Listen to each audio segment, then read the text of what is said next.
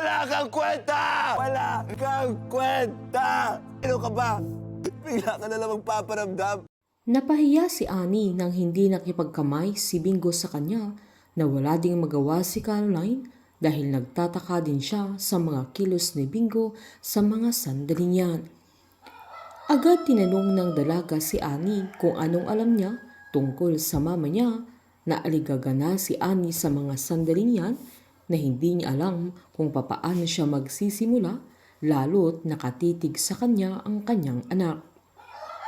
Pinaliwanag niyang isa sa mga pangarap ni Divine ay ang food center kaya tinanong ng dalaga kung anong alam niya sa pag-collapse ng building at sa mga namatay.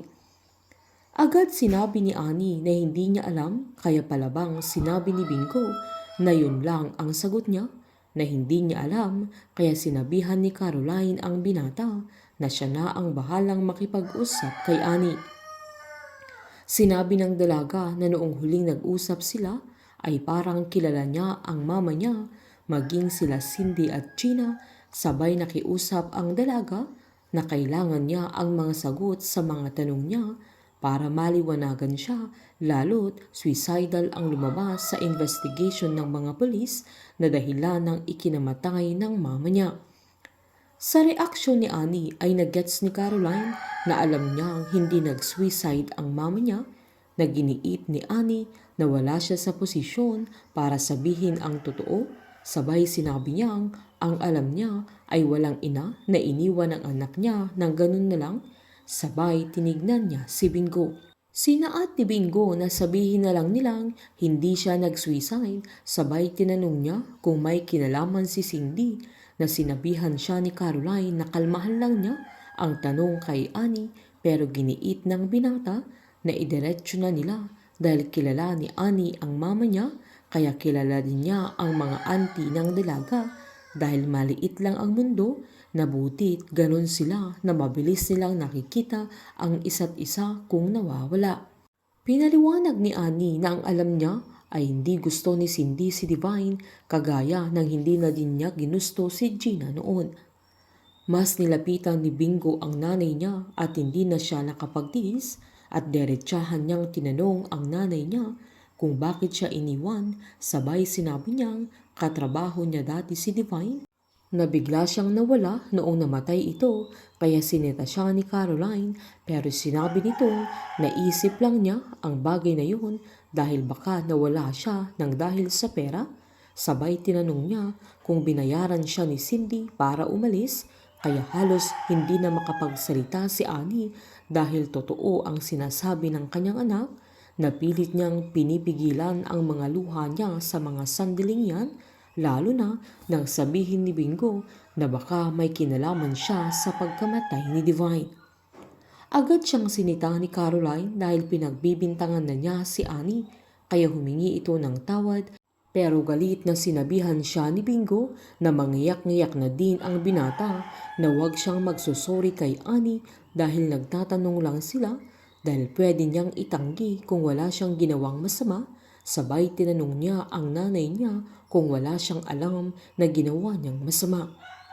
Sinabi ni Annie na umalis siya dahil kailangan niyang gawin na agad namang sinabi ni Bingo kay Caroline na ang labo ng sagot ni Annie sabay sinigawan niyang baka tama siya na dahil sa pera kaya siya umalis sabay tumakbo na ito.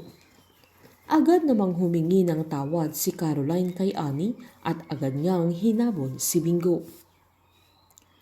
Habang sa meeting naman nila Sherwin ay giniit ni Gina na kailangan ng eleksyon ang magaganap sa pagpili ng COO sa GLC dahil naniniwala siyang mas kaya ni Carlo ang posisyon na agad namang umangal si Cindy at agad pinaliwanag ni Gina na kailangan nila ng mapagkakatiwalaan sa kumpanya dahil nang magkaproblema si Bettina ay umalis ito ng bansa at unstable siya na agad ding umangal si Bettina.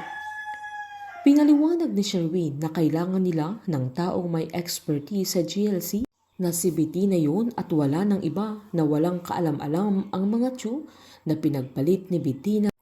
ang share sa GLC para lang makuha niya ang posisyon. Binulungan naman ni Wilson si Charleston na kailangan niya ng go signal niya kaya agad tumango ang binata na tatanggapin niya ang alok ng papa niya. Sinaad ni Gina na kailangan nilang dumaan sa tamang proseso sa nominasyon na agad sinabi ni Wilson na agree siya sa idea ni Gina kaya agad umangal si Bettina sabay ni-nominate ni Wilson si Charleston kaya sila na mismo ang mag-aaway-away dahil sa posisyon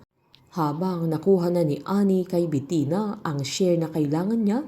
dahil binenta niya ito kay Sherwin at sapat na ang meron sila para makontrol niya ang kumpanya na maging ang mga shareholders na iba ay hawak na ni Annie dahil sa utang na loob nila sa kanyang asawa kaya hindi nila matatanggihan ang anumang hiling niya. Painit ng painit ang mga tagpo, sabay-sabay po nating subaybayan ang advance episode ng Can't Buy Me Love dito po sa aking channel. Patuloy lamang po manood at mag-subscribe para ma-update po kayo sa mga susunod na episode. Marami pong salamat.